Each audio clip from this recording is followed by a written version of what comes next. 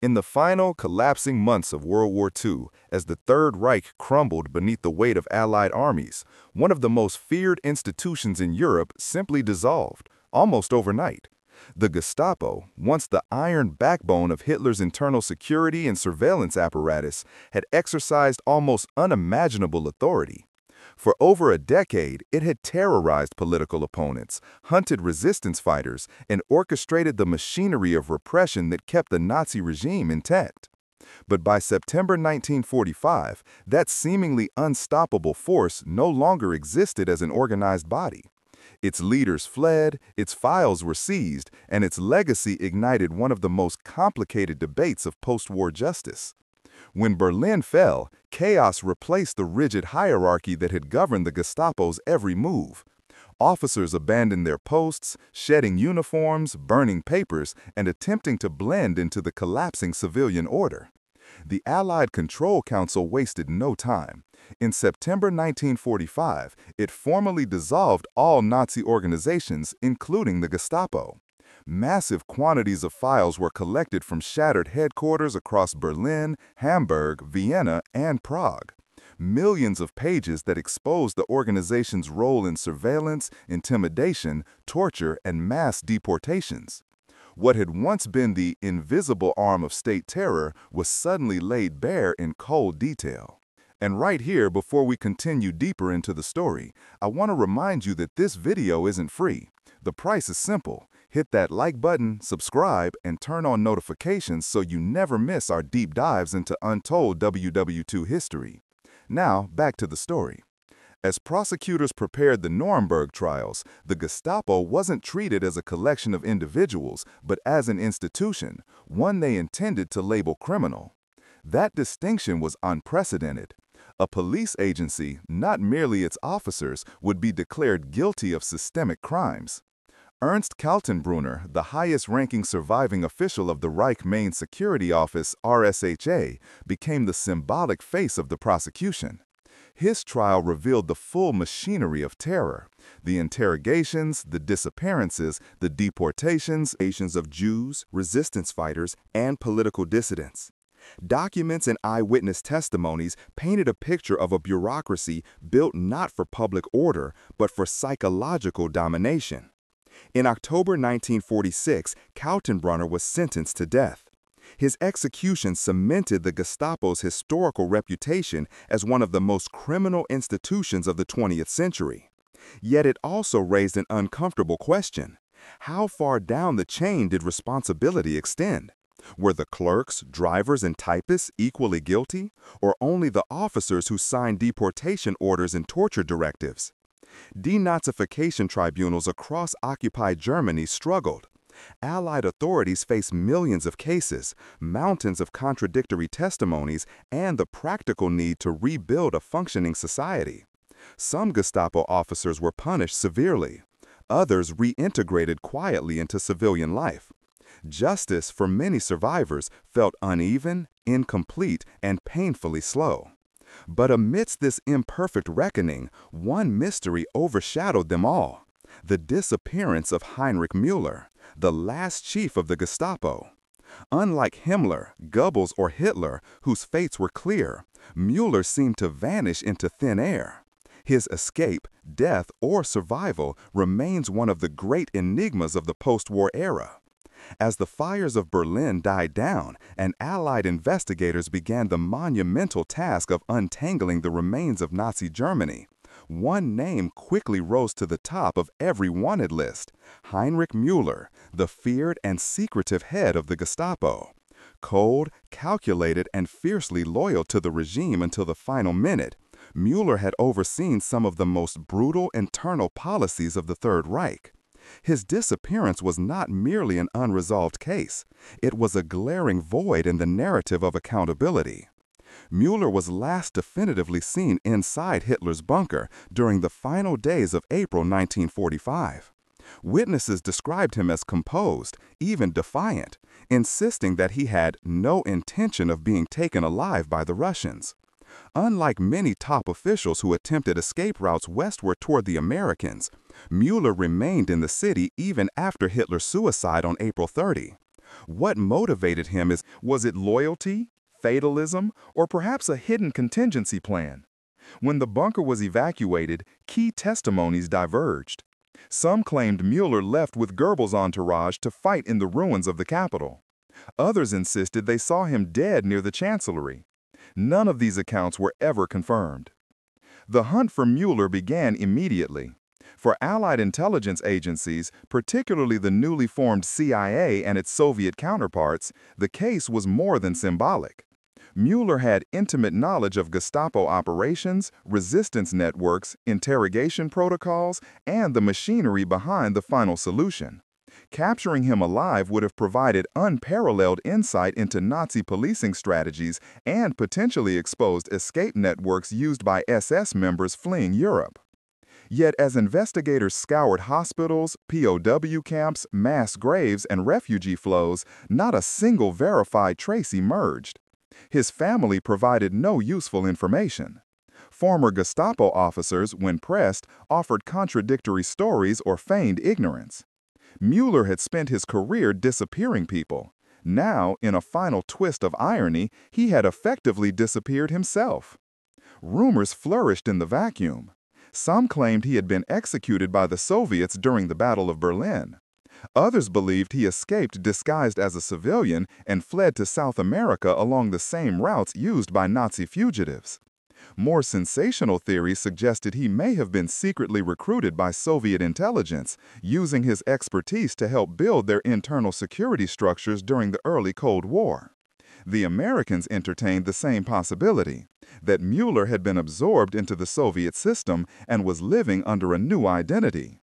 The Cold War only intensified these theories. Both the CIA and the KGB quietly investigated leads for decades, yet neither side uncovered definitive proof. If either superpower had captured Mueller, it would have been a propaganda victory of immense strategic value. The silence on all sides only deepened the mystery. Then, in 2013, historian Johannes Tuchel published a controversial study claiming that documents indicated Mueller's body had actually been found. And in Berlin in May 1945 near the Luftwaffe Ministry. According to the report, his corpse was buried in a mass grave in a Jewish cemetery, a chilling and tragic twist, if true, given that Mueller had helped orchestrate the very system of persecution that targeted Jews throughout Europe. But the evidence remains circumstantial. Some historians rejected the claim, noting inconsistencies in forensic descriptions and burial records. Others argued that even if the documents were genuine, they could reflect misidentification, hardly uncommon in the chaotic aftermath of Berlin's fall. Today, more than 75 years later, Mueller's fate remains one of the most enduring mysteries of the Second World War. Whether he died in the ruins of Berlin or escaped into a shadowy life abroad, his absence from the post-war tribunals left a void that has never fully closed. While the fate of Heinrich Mueller dissolved into one of World War II's greatest mysteries, the destinies of thousands of other Gestapo officers were far less enigmatic and far more inconsistent. When the Third Reich collapsed, so did the terrifying machinery of the Gestapo. Its files, interrogation chambers, and command centers were seized by Allied forces, laying bare the scope of its brutality. Yet despite the enormity of its crimes, post-war justice was uneven, fragmented, and often shaped more by political circumstances than moral clarity. Immediately after Germany's surrender, Allied authorities launched a sweeping arrest campaign targeting Gestapo personnel across Europe. In theory, the process was straightforward. The Nuremberg Tribunal had declared the Gestapo a criminal organization, meaning that any individual who had served within it was presumed complicit in crimes against humanity. But the reality on the ground was far more complicated. Germany lay in ruins. Millions of displaced civilians wandered across shattered landscapes. Documentation was incomplete, destroyed, or scattered. Many Gestapo officers had discarded their uniforms, adopted civilian clothing, and blended into the general population.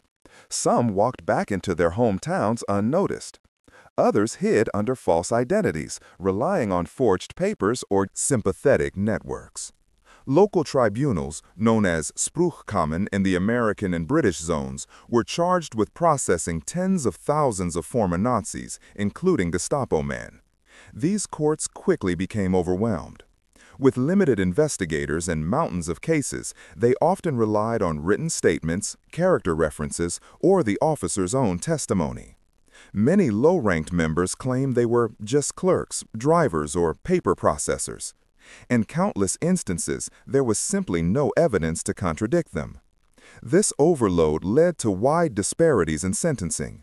Some men faced harsh punishment, others slipped through gaps in the system.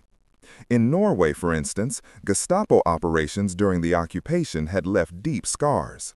One of the key figures, Helmut Reinhard, had personally overseen torture chambers and crackdowns against resistance groups. Yet after the war, he managed to vanish into the chaos of collapsing Germany. For nearly 20 years, he lived quietly under a false identity until East German authorities finally uncovered him in 1964. His trial shocked the public, but the verdict shocked them even more. Only 5 years in prison, despite overwhelming evidence of brutal crimes.